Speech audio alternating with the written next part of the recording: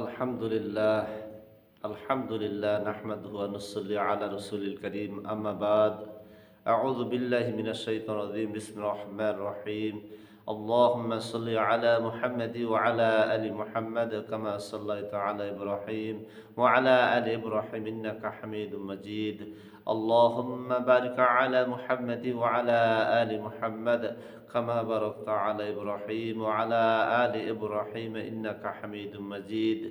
সমস্ত প্রশংসা মহান মালিকের দরবারে শুকর আদায় করি বলে আলহামদুলিল্লাহ। এই মুহূর্তে আমি দেশ ও বিদেশে যারা আছেন আপনাদের মাঝে আমি আজকে নামাজের বিষয় থেকে কথা বলবো। নামাজ কিভাবে ভেঙে যায়, 19টি কারণে নামাজ ভেঙে যায়। যারা দেশে বিদেশে শুনতেছেন আমার কথাগুলো একটু গুরুত্বপূর্ণ কথা, যার কারণে নামাজ কি হয় ছুটে যায়, এগুলো আমাদের জানা অবশ্যই দরকার।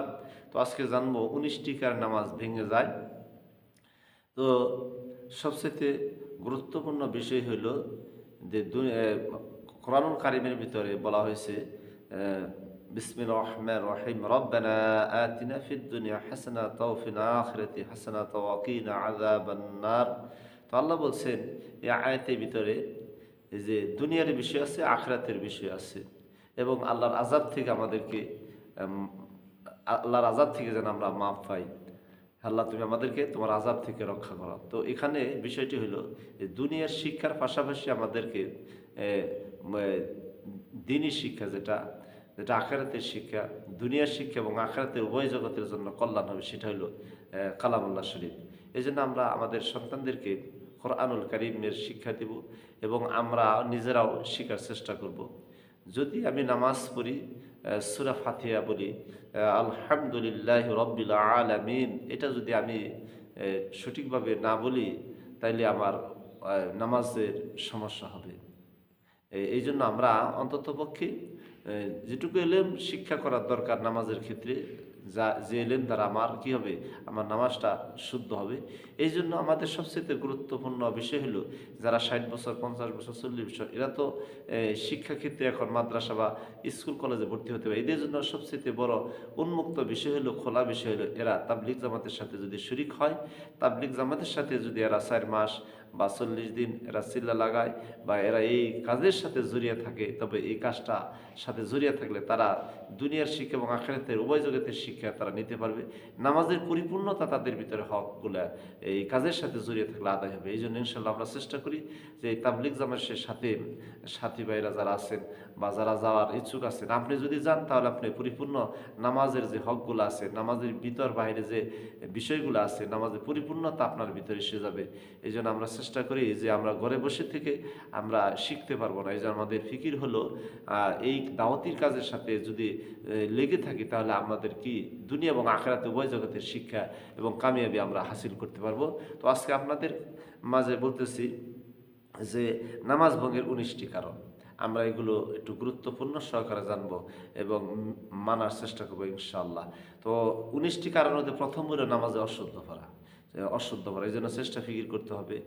হাদিসে রাসূল সাল্লাল্লাহু আলাইহি সাল্লাম বলেছেন যে আমি নামাজ শিক্ষার উদ্দেশ্যে আসছি, আমি শিখতে পারতেছি না, এই অবস্থায় আমি শিখতেছি, আমার হইতেছে না, তাহলেও নামাজ ছেড়ে দেওয়া যাবে না, নামাজ তাকে পড়তে হবে। যদি কেউ কোনো কিছু জানে না তবু নামাজের মধ্যে দাঁড়িয়ে আল্লাহর যে যতটুকু সে পারে তবু তাকে তার হুকুম মানতে হবে, কোনো অবস্থায় নামাজ ছেড়ে দেওয়া যাবে না।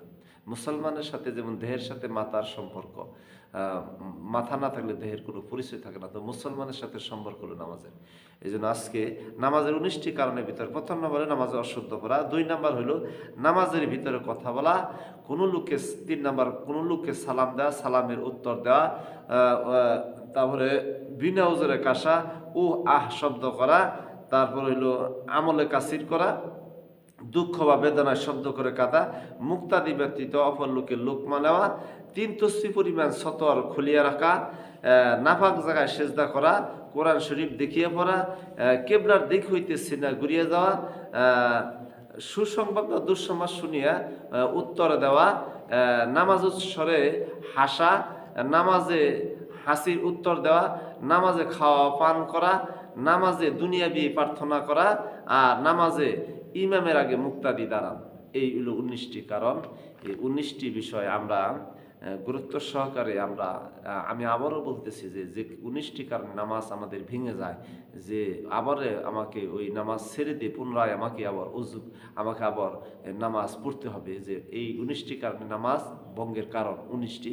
তো আমি আবারও বলতেছি, নামাজে অশুদ্ধ পড়া, কোনো লোক নামাজের ভিতর কথা বলা, কোনো লোককে সালাম দেওয়া, সালামের উত্তর দেওয়া, বিনা উজরে কাশা, শব্দ করা, আমলে কাসির করা, দুঃখ বা বেদনার শব্দ করে কাঁদা, কেবলার দিক হইতে সিনা ঘুরিয়ে যাওয়া, নাফাজ জায়গায় সেজদা দেওয়া, 3 তসবিহ পড়া সতর খুলিয়া রাখা, তারপরে সুখ বা দুঃখ বা সুসংবাদ দুঃসংবাদ শুনিয়া উত্তর দেওয়া, তারপরে আপনি নামাজের ভিতরে নামাজের ভিতরে উচ্চস্বরে হাসা, নামাজের ভিতরে খাওয়া পান করা, নামাজের ভিতরে হাসির উত্তর দেওয়া, নামাজে ইমামের আগে মুক্তাদি দাঁড়ান। এই যে বিষয়গুলো বললাম, ধারাবাহিকভাবে 19টি বিষয় এখানে আছে।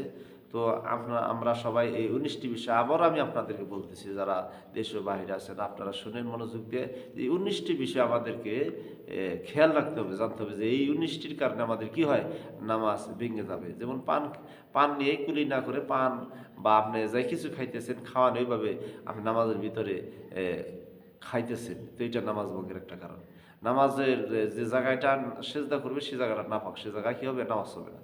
তারপরে নামাজে এমন কাজ করি আমরা, দেখা যায় আমাদের ভিতরে ইমাম সাহেব উঠার আগে মুক্তাদি দাঁড়িয়ে যায়, বা ইমামের আগে সালাম ফিরিয়ে আলে, এটা নামাজ ভঙ্গের কারণ। এগুলো আমরা সতর্কভাবে আদায় করব। আমি আবারও বলতেছি একটা ভাবে সুন্দর করে 19টি কারণ। 1 নম্বরে নামাজের ভিতরে অশুদ্ধ পড়া, 2 নম্বরে নামাজের ভিতরে কথা বলা, 3 নম্বরে কোনো লোককে সালাম দেওয়া, 4 নম্বরে সালামের উত্তর দেওয়া, 5 নম্বরে বিনা উজরে কাশা, 6 নম্বরে শব্দ করা, 7 নম্বরে আমলে কাসির করা, 8 নম্বরে দুঃখ বা বেদনার শব্দ করে কাদা, 9 নম্বরে মুক্তাদি ব্যতীত অপর লোকের লুকমা নেওয়া, 10 নম্বর 3 তসবিহ পরিমাণ সতর খুলিয়া রাখা, 11 নম্বর নাপাক জায়গায় সেজদা করা, 12 নম্বর কোরআন শরীফ দেখিয়া পড়া, 13 নম্বর কিবলার দিক হইতে সিনা ঘুরিয়া যাওয়া, 14 নম্বর সুসংবাদ দুঃসংবাদ শুনে উত্তর দেওয়া, 15 নম্বর নামাজ উচ্চস্বরে হাসা, 16 নম্বর নামাজের হাসির উত্তর দেওয়া, 17 নম্বর নামাজে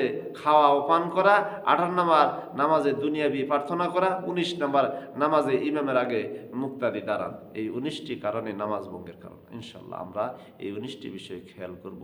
এই বিষয়গুলো আমাদের অবশ্যই জানতে হবে এবং আমাদের শিখতে হবে। আমরা যদি এগুলো শিখতে যাই, অবশ্যই আমাদেরকে শেখার চেষ্টা করতে হবে, তাহলে নামাজের পরিপূর্ণতা এসে যাবে।